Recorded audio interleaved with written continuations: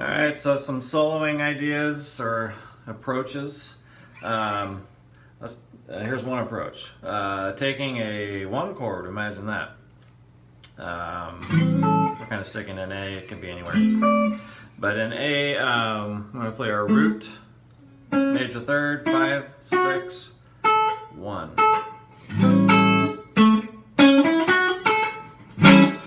Something like that. Eventually you want to add vibrato to the root.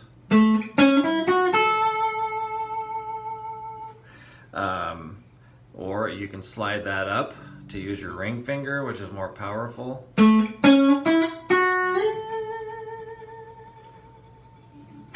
Sorry, out of the frame here a little bit. So you can get there either way. In fact, just do it both ways so you get the practice of getting up the fretboard a little bit.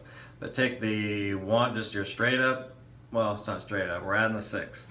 1, 3, 5, 6, 1. This should remind you of somebody that rhymes with BB. And try to play a chord after that. So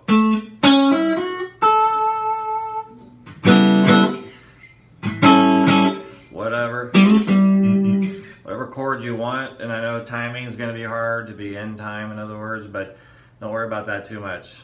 Take the idea, the phrase, and then put your one chord to it.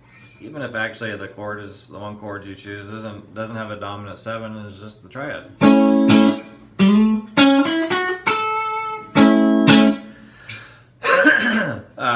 But for soloing, we want to embellish the phrase or the melody. And so the easiest way to do that is to play the same exact notes differently, but with the same feel, same motif.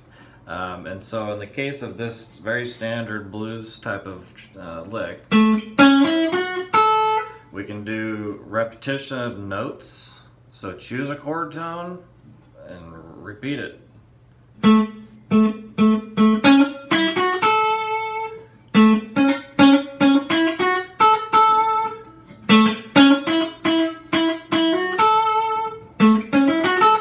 You'll find probably that the root works the best.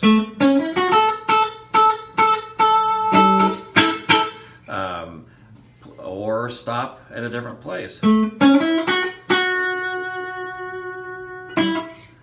But then just kind of go back to your phrase so that you can kind of keep reminding yourself of the sound of it, but try to start landing in different spots, playing tones repeatedly, more space.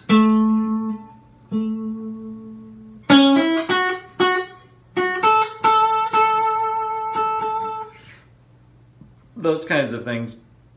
But that's going to help you start to get out of thinking, well, this is just a phrase. It is a phrase, but it's the framework, it's the chord tones, right? It's the harmony.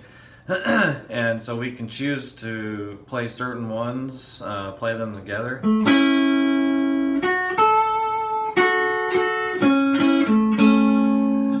Etc. But try to just come up with even one idea that's a little different than that. Try to, so here's an example. I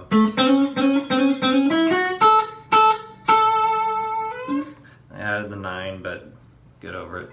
Add it yourself. But just, I used the same notes. I slid up to the root. I repeated the octave. Bent the 9. And why does bending the 9 work? Because it starts to either play up to the minor third or the major third, both of which I use, so it's a win-win.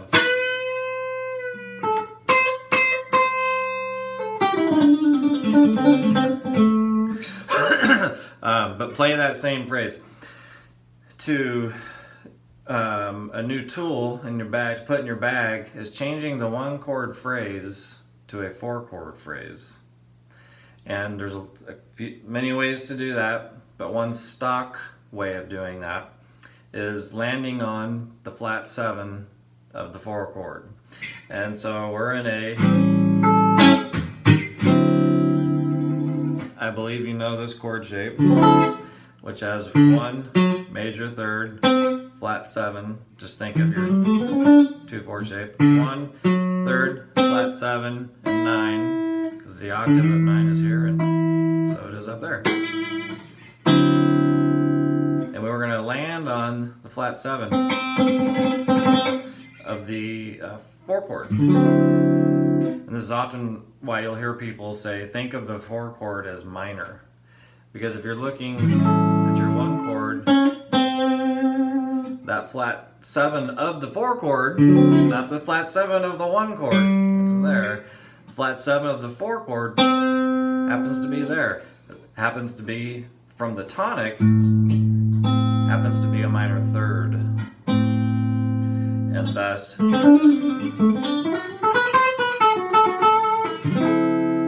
works minor, that is, works on a 4 chord. And why people often say, just think of your minor pentatonic shape on your 4 chord and you're good to go. That's kind of true.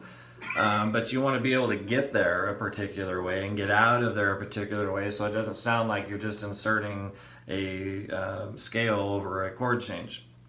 So our 1 chord phrase, remember that, change the phrase to your own. You know, whatever it is you want to do. But, you know, have it.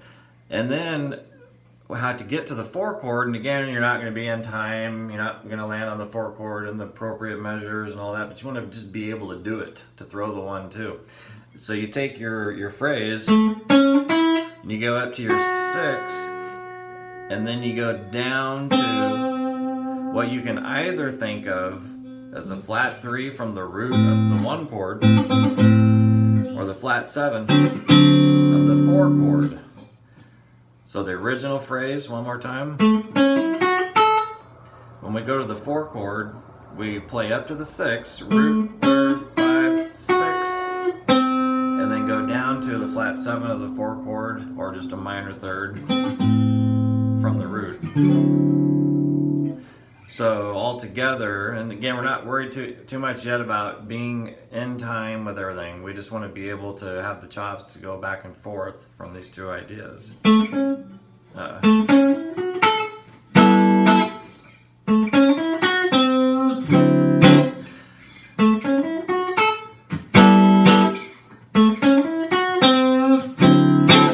So kind of, or you can just isolate going from the change of the 1 chord phrase to the 4 chord phrase and then the 4 chord.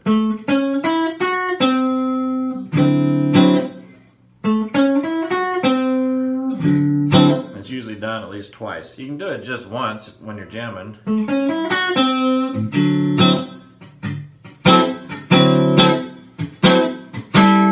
So it's not a rule, but often you'll hear it repeated. So again, 2 kind of ideas here. The phrase itself as a phrase, and it should be practiced. It's a very BB thing to do. Be able to play it in your pinky shape up here, but remember you're flatting the 7, so you're not playing flat 7 happens to be a half step above the 6, right?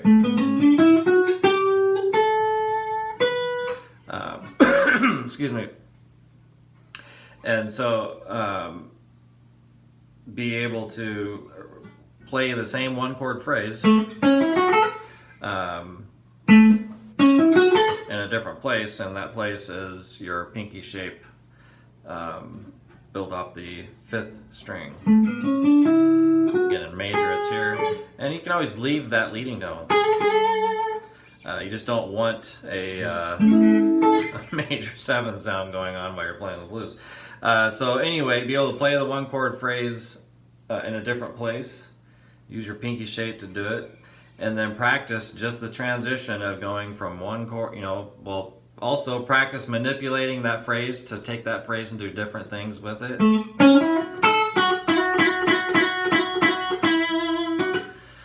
You know, it came from somewhere, I don't know where, but it's...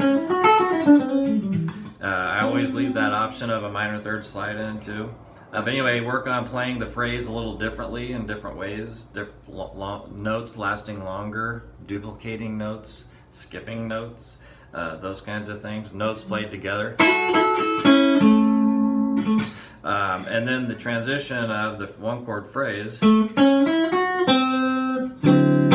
by going 1, 3, 5, 6, either minor third of the root or the one chord, or flat 7 of the 4 chord, that transition.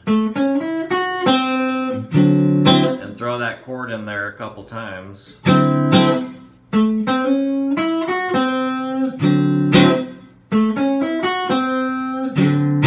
As it turns out, I'm kind of bending it a little as well, because it starts to lead up to a leading tone. Since it's a flat 7 and it's going up, it's headed more towards the root. You don't have to do that. I just noticed that I was kind of bending it.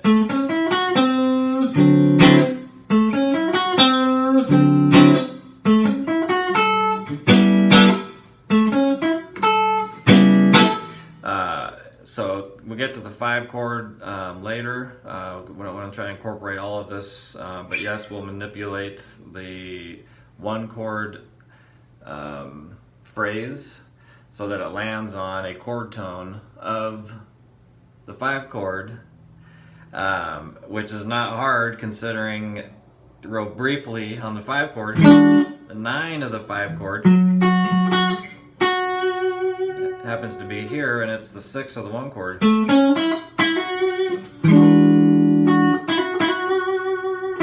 And so it almost sounds like, you know what you're doing, imagine that. But let's just work on 1 chord phrase, changing the phrase to help starting on soloing ideas, because soloing is taking a phrase and embellishing it. It's not thinking of an entire scale. That doesn't work. You're going to take a small section of it and play around with it, make some music out of it. But anyway, taking the phrase, changing it to our own, playing it in a different place.